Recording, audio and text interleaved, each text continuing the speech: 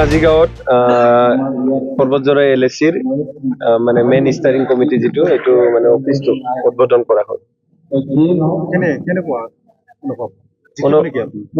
একদম 100% উইনাৰ।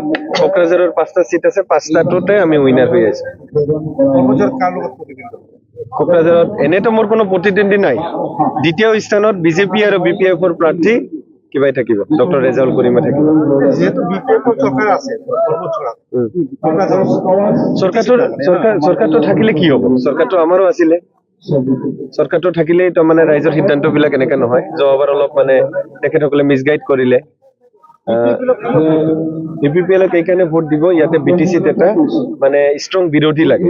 কাৰণ হাগ্ৰামা 28টা পাই পেলাই মানে যিখিনি মানে অৰাজকতা সৃষ্টি কৰিলে BTC-ত, ইয়াৰ বিপৰীতে যদি কোনোবাই মাত মাতিব লাগে এইটো UPPL। আৰু ইয়াতে কংগ্ৰেছ আৰু AIDF অনলি ভোট কাটাৰৰহে কাম কৰিব, আমাকহে ডিষ্টাৰ্ব কৰিব। NDA যোৱাৰ কাৰণে দুইফালৰ পৰাই কমিব। NDA যোৱাৰ কাৰণে মাইনৰিটি ভোটটো 80% মান ড্ৰপ হ'ব। তাৰপিছত তৃণমূল কৰ্মীবিলাকে BJPৰ একোৱে পোৱা নাই। তেখেতসকলৰ কোনো ভোট বেংকে নাই আজিৰ দিনত। গতিকে BPF-ৰ মানে কোনো চান্সে নাই, কিছুমান এৰিয়াতো 15টাৰ 15টাই জিকিব। 15টাৰ 15টা ৰাইজৰ আপোনালোকে হাৱাটো চাওক। ইয়াতে মানে সাজু হৈ আছে, হাগ্ৰামাক এটা উচিত শিক্ষা দিবৰ কাৰণে সাজু হৈ আছে। যে মানে যিখিনি মানে সন্মান ইহঁতক BPF চৰকাৰক দিছিলে, এই সন্মানটো ৰখা নাই। ৰাইজে দিয়া সন্মানটো মানে বুঢ়া আঙুলি দেখুৱাইছে হাগ্ৰামা মহিলাৰ।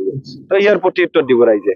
পৰ্বতজৰাত যেহেতু বহু সমস্যা আছে, আপুনি জিকিলে আসলে প্ৰথমে কি ধৰণৰ মানে চাওক, 2020-ৰ আগতে যেতিয়া আমি পৰ্বতজৰা আহিছিলো, আপোনালোকে জানে, নিজেও আপোনালোকে স্থানীয় ৰাইজ কাম কাজৰ যিটো গতি আমাৰ 2020-ৰ পৰাই আৰম্ভ হৈছে BTC এই পৰ্বতজৰা অঞ্চলত। ইয়াতে কাম কাজ বিলাক আগতে হোৱা নাছিল, ৰাস্তা ঘাটটো বাদ দিয়ক, দলঙো নাছিল। আজিৰ দিনত যিবিলাক কাম চলি আছে, আমালোকৰ ইয়াতে ই নাছিলে, আমাৰ MCLA নথকা স্বত্বেও আমাৰ TCLC চেয়াৰমেন আছিলে, BCTC বিলাক আছিলে, আৰু আমাৰ যিবিলাক MLA বেলেগ ফাণ্ড বিলাক আছিলে, আমি কাম বিলাক আধাৰ চিলা আৰু কাম বিলাক ষ্টাৰ্ট কৰিছিলো। এই কাম বিলাকে চলি আছে। BPF-এ নতুনকে একো কৰা নাই আজিৰ দিনত।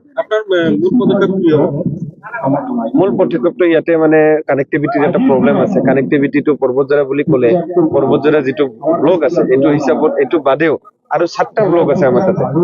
এইটো ফকীগ্ৰামটো এটা ডাঙৰ, তাৰপিছত দতমা আছে, তাৰপিছত কচুগাঁও ব্লক এটা আছে, তাৰপিছত গুমা সমষ্টি বহুত এটা বৃহত্তৰ অঞ্চল। গুমাটো বাটপথৰ বহুত সমস্যা আছে।